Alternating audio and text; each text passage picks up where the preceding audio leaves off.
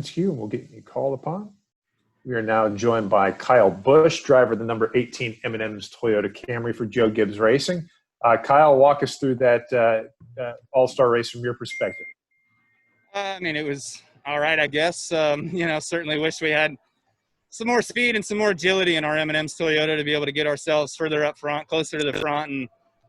And we're making some time, making some spots there a little bit, coming to that last 15-lap run. And I think if I could have got Brad and then, maybe restarted where Brad did on the inside lane, I don't know, maybe things would have been a little bit differently. I wouldn't have had to pass Brad and the 12. And I don't know. I had plenty of time to get there. So what am I joking? I don't know. That's about all we had. It just feels like I'm running real hard, trying real hard, and doing all I can with the 4 tires underneath me. Okay, well, we're going to open the floor up for questions. If you have a question, please raise your hand in the participants queue. We're going to start with Bob Pockris. Go ahead, Bob.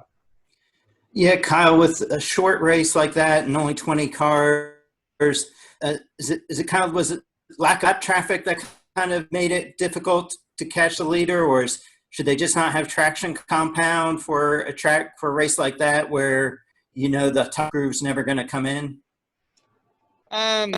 Yes and no. I mean, I think we could have done without the traction compound and just left it the way it was before getting here and just seeing what happened. I don't know that we've run here without the traction compound in the last little bit. And this is the lower downforce package, so you tend to slide around a little bit more, so you're going to search for that grip. So guys would venture up to the top, but if the top then becomes the top groove, then what do you do? Then how do you pass? That's why we put the stuff down on the bottom, was to try to get that old-fashioned bump and run. But you got to catch a guy to be able to bump a guy. So when there's no catching him, there's no bumping him. So I don't know what the rest of the space looked like behind me as far as how well or how separated the rest of the field was. But it seemed like once we got strung out, it was just strung out. Thank you.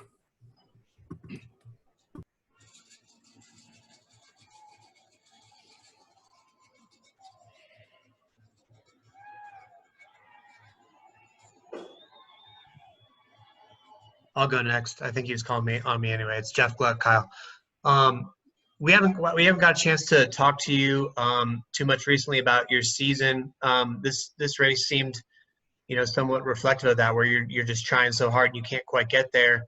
What's your mentality been like lately, fighting through all this and trying to get speed that you're not used to the performance you're having?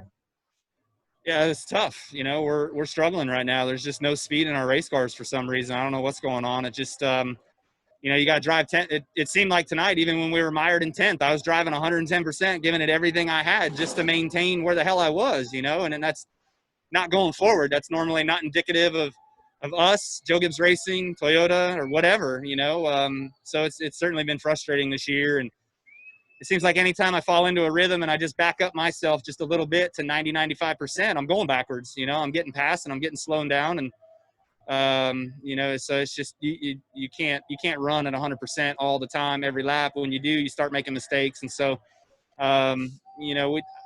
we've just been run into a lot this year too. When we've had nothing happening, we just get run into. And then those are bad finishes as well. So I don't know. We can chalk it up to a whole bunch of things. But lack of a better term is we got to be faster.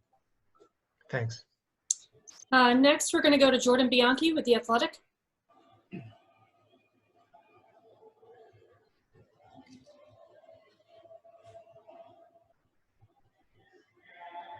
Jordan, are you there?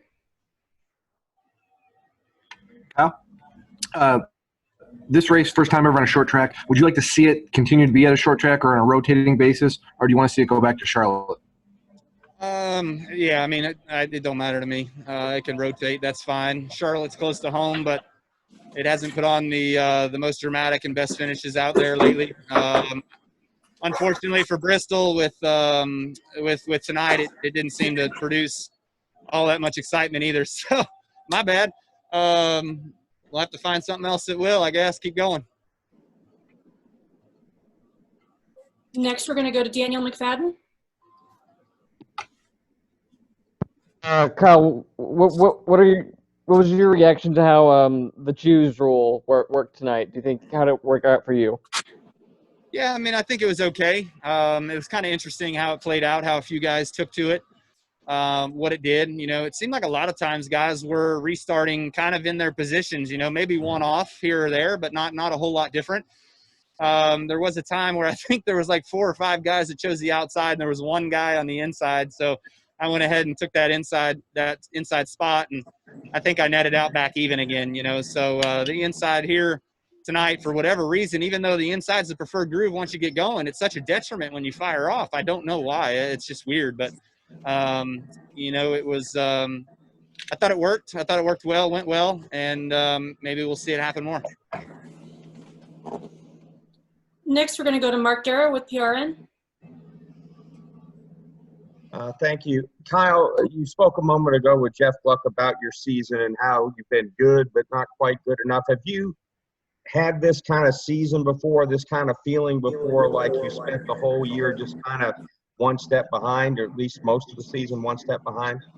Yeah, 2014 was really close to this. We struggled super bad when we came out with this new body style, the Gen 6 body style. So we were pretty bad as a company at JGR that year. We only won one non-restrictor plate race, and that was myself at California. The rest of us didn't win at all. So that was for sure a frustrating season. And unfortunately, I don't have a win yet, but it feels just like that year. And, man, I don't know what's going on, where it's at or whatever. But, you know, we do have 6 second-place finishes, I think, 4, 5, 6, whatever the hell it is. And we've been close a couple times, but then many of the other races we're just getting run into. You know, we have had flat tires and had gone 2 laps down and tried to do the right thing and drive it back to pit road and not cause a caution, and then it penalizes us in the day. So now I understand why those guys do that. You know, but other than that, just, you know, you get run into by a guy that shouldn't even be pitting on the same pit lap as you, I think, at Talladega. I mean, I can keep going, but no point in that. Just we got to fight harder and do better, and that's all there is to it. How did you come out of it in 2014? Do you feel like you made it out by the end of the year? Did it roll into 2015 before you really started to see the benefits of working so hard during the struggle? So when we fired off the 15 season, I was injured. So I was watching from home, and I was seeing that we were still kind of slow. You know, the 11, the 19, the 20, they weren't quite there yet. And then Martinsville, they all ran really good. And then when I came back Charlotte time a few weeks later, it started to kind of click, and everybody started to go in the right direction. And then we won 4 or 5 times. And then it seemed like Matt won a couple, Denny won a couple, and Carl won a couple. It started to go then, you know. So it took us a good year and a half in order to get back up to the top of the circle. And I don't know if that's what we're on right now. I certainly hope not. But it's definitely frustrating. Trust me, it's not very fun where we're at. And, you know, I know everybody's kicking themselves and trying to do all they can to work harder and be smarter. Thank you. And we'll wrap up with Kyle with Jacob Seelman. Kyle, you were talking a minute ago about this race ended up lacking the dramatics that I think a lot of people were hoping for. Was it a case of your car just lacking a little bit at the end, or was it, you know, hard to pass in a similar way as we've seen in years past with the AllStar Race at Charlotte? Yeah, no, it was difficult to pass for me, for my car. I had trouble being back in 10th. I had a hard time being able to make moves and pass guys. You know, once that outside lane kind of worked a little bit, then I got a little bit better at being able to make some moves, but not great still. But, you know, I don't know what would have made it better. I was the closest to the 9. It didn't seem like anybody else was going to get any closer than I was. So it was left up to me to try to put on a race and get there and make it a battle there towards the end. But I just didn't have enough. I couldn't get there. Thank you. All right, Kyle, thanks for joining us tonight. Good luck this weekend.